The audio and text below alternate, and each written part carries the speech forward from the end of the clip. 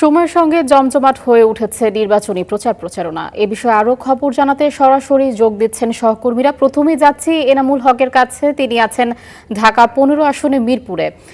এনাম, প্রচারণার চতুর্থ দিনে সকালবেলার চিত্র কেমন দেখছেন, পরিবেশ পরিস্থিতি কেমন সেখানে জানাবেন। আমি এই মুহূর্তে রয়েছি ঢাকা 15 আসনে, যেখানে বিএনপির যে ধানের শীষের মনোনীত প্রার্থী রয়েছেন শফিকুল ইসলাম মিল্টন। আমরা ঠিক সেখানেই রয়েছি। আপনারা দেখতে পাচ্ছেন যে এখানে শুরু হয়েছে আজকের যে ধানের শীষের প্রচারণা, সেটি কিন্তু এখান থেকে শুরু হয়েছে। নেতাকর্মীদের বেশ উপস্থিতির মাধ্যমেই কিন্তু শুরু হচ্ছে, এখান থেকেই শুরু হতে যাচ্ছে। আমরা দেখছি যে দীর্ঘদিন পর যে ভোটের প্রচারণা আসায় নেতাকর্মীদের মাঝে আমরা বেশ উৎসাহ উদ্দীপনা দেখতে পাচ্ছি। আমরা একটু চেষ্টা করব এখানের যিনি ধানের শীষে বিএনপির যিনি মনোনীত প্রার্থী রয়েছেন শফিকুল ইসলাম, আমরা একটু তার সাথে কথা বলার জন্য। ভাই, আজকে তো দীর্ঘদিন পর নির্বাচন এসেছে, নির্বাচনের পর এখন আপনার কেমন সাড়া পাচ্ছেন? দেখেন, আগামী 13তম জাতীয় সংসদ নির্বাচনে আমি বিএনপির মনোনীত প্রার্থী। আমি দীর্ঘদিন যাবৎ এই অঞ্চলে কাজ করছি। আজকে নির্বাচন কমিশনের তফসিল অনুযায়ী গত 22 জানুয়ারি থেকে নির্বাচনের প্রচার শুরু হয়েছে। আমি এই তালতলা বাস স্ট্যান্ড থেকে প্রথম নির্বাচনী প্রচার মিছিল শুরু করেছি।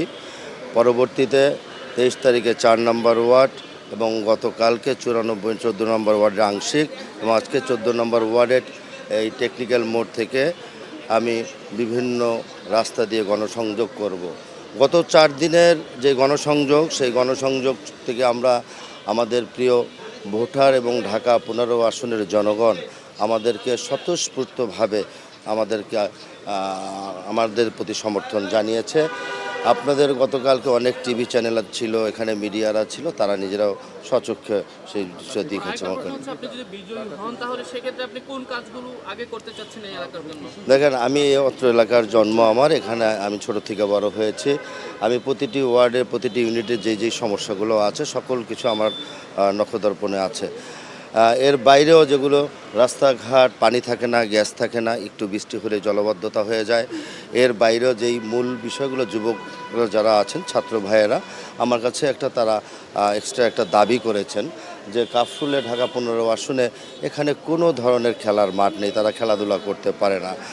এখানে জানেন আপনি 3,51,000 ভোট, কিন্তু মানুষের বসবাস 20 লক্ষেরও অধিক, অত্যন্ত ঘনবসতি একটা জায়গা, এখানে কোনো খেলার মাঠ নেই।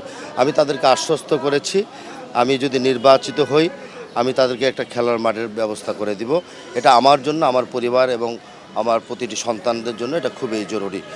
মাদক থেকে দূরে রাখার জন্য তারা শরীর চর্চা করবে, খেলাধুলা করবে। পাশাপাশি এই ইশতেহারে আমি এখানে সকল কিছু দেওয়া আছে, খেলার মাঠটা আমি এখানেও দিয়েছি। পাশাপাশি মুরব্বীরা একই কথা বলেছে যে বাবা দেখো, আমরা বয়স হয়ে গেছে, হাঁটা চলার জায়গা নেই, আমাদেরকে দয়া করে যদি একটা হাঁটা চলার জায়গা করে দিতে। পাশাপাশি মুরব্বীরা এবং এলাকাবাসী এবং বিভিন্ন বাড়ি মালিক সমিতির নেতৃবৃন্দরা আমার কাছে অনুরোধ জানিয়েছে যে তারা এই অঞ্চলে তাদের কোনো ধরনের হাঁটার জায়গা নেই, একটা পার্কের ব্যবস্থা করলে আমাদের জন্য ভালো হতো। ধন্যবাদ আপনাকে। আমরা শুনছিলাম এতক্ষণ তিনি বলছিলেন যে তার যে নির্বাচনী প্রস্তাবনা রয়েছে, প্রতিশ্রুতিগুলো রয়েছে, তার মধ্যে এই এলাকার যে খেলার মাঠ এবং গ্যাসের সমস্যা, বিদ্যুৎ সমস্যা এবং রাস্তার যে যানজট নিরসনের জন্য তিনি কাজ করবেন। এবং এর সাথে তিনি যেটি বলছিলেন যে এই এলাকার যে জলাবদ্ধতা সেটি দূর করার জন্য তিনি সর্বোচ্চ কাজ করে যাবেন।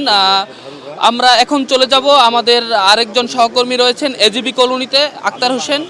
আক্তার, এনাম, আমি এই মুহূর্তে রয়েছি ঢাকা 8 আসনে। এটি অত্যন্ত গুরুত্বপূর্ণ একটি আসন। এখানে বিএনপি থেকে লড়ছেন মির্জা আব্বাস এবং 10 দলীয় জোট থেকে জাতীয় নাগরিক পার্টি থেকে লড়ছেন নাসিরউদ্দিন পাটোয়ারি।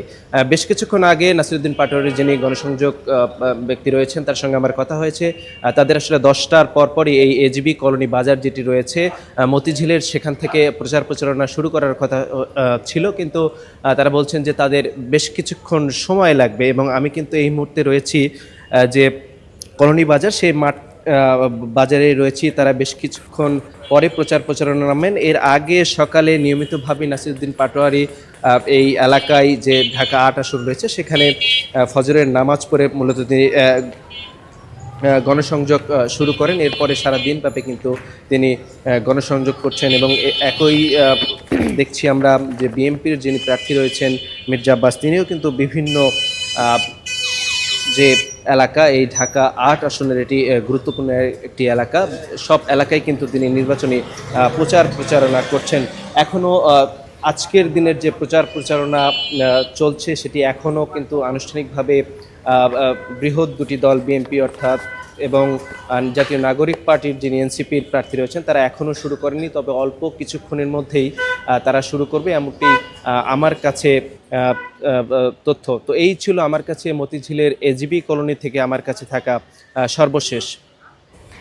আক্তার এবং এনাম, আপনাদের দুজনকে ধন্যবাদ।